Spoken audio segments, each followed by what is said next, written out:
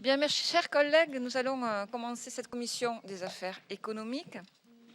Vous dire que nous sommes ravis d'auditionner le ministre, le secrétaire d'État chargé du commerce extérieur, de la promotion du tourisme et des Français de l'étranger, Mathias Fekl, qui, chaque fois que nous l'avons sollicité, a répondu présent à nos invitations. Il est vrai que la plupart du temps, nous avions des auditions communes avec d'autres commissions, là, de façon un petit peu égoïste. Je l'ai voulu rien que pour nous. Non, je plaisante. Et de façon à pouvoir vraiment, puisque vous êtes nombreux aujourd'hui, lui poser les questions. Et il y en aura, puisque nous sommes vraiment dans une actualité brûlante. Alors, il est vrai que notre commission, à plusieurs reprises, on avait prévu, programmé peut-être de la faire un petit peu plus tôt, mais je crois que vraiment aujourd'hui, ça tombe bien. Le jour est approprié, puisque nous sommes au lendemain d'un certain nombre d'annonces, notamment concernant le CETA et le fait que vous allez nous en parler, Monsieur le Ministre, au niveau du rôle des parlements nationaux et au niveau de ce traité, mais également au niveau du TAFTA, puisque nous avons une seconde série de négociations qui vont s'entamer, et vous dire que nous, d'ores et déjà, au sein de notre commission des affaires économiques, nous avons monté des tables rondes sur ce sujet, notamment en ce qui concerne l'agriculture, mais aussi en ce qui concerne l'industrie. Donc, effectivement, il y a des sujets importants sur lesquels nous avons besoin de vous entendre au-delà des prises de parole que vous avez très engagées sur ce sujet. Mais là, nous avons besoin de rentrer dans un certain nombre de précisions. Vous dire aussi que, naturellement, le tourisme fait partie de nos dossiers de prédilection, puisque c'est une compétence pleine et entière de la commission des affaires économiques. Et je sais que là-dessus, vous êtes fort engagés et qu'un certain nombre de parlementaires également travaillent fortement sur ce sujet, et je les en remercie.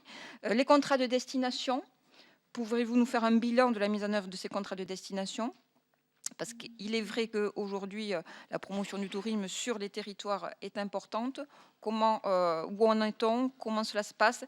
Et puis vous dire que hier, nous avions une séquence commerce extérieur sur laquelle nous souhaitions vous interroger aussi, avec, dans une première partie, l'audition de Business France, et dans une deuxième partie, une table ronde avec 3 femmes chefs d'entreprise qui sont sur l'export et qui nous ont fait part, bien sûr, de leur volonté, des entreprises qui sont relativement florissantes, qui marchent bien, mais qui nous ont fait part également d'un certain nombre de difficultés pour aller sur l'export, du coup que cela représentait d'aller sur l'export, qu'il fallait une motivation importante, belle l'avait, donc ça tombait bien. Et parfois, malgré les efforts qui ont été faits et malgré la clarification qui est née notamment de la fusion de plusieurs outils et de la simplification qui a été mise en œuvre, ça manque parfois d'information ou de clarté. Et je crois que là-dessus, il va falloir redoubler d'efforts dans ces domaines-là. Elles nous ont fait part également d'un certain nombre de difficultés concrètes qu'elles rencontrent au quotidien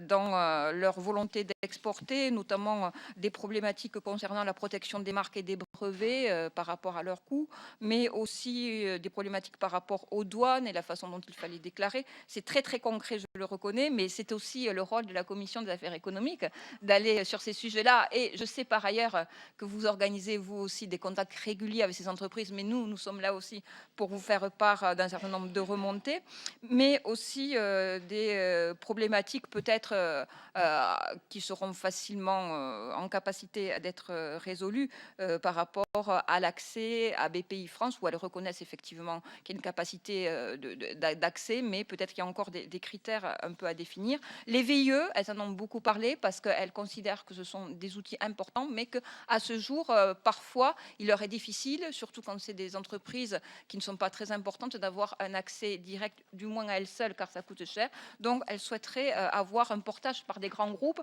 ce qui est possible, mais qui est peut-être pas suffisamment clair et dont l'accès est peut-être pas suffisamment facilité, qui aujourd'hui se semble être la solution pour elles, qui serait une bonne chose. Mais honnêtement, c'est peut-être pas aussi facile de le faire. Donc, je crois qu'il y a des outils à réajuster et nous sommes là également pour faire ce lien.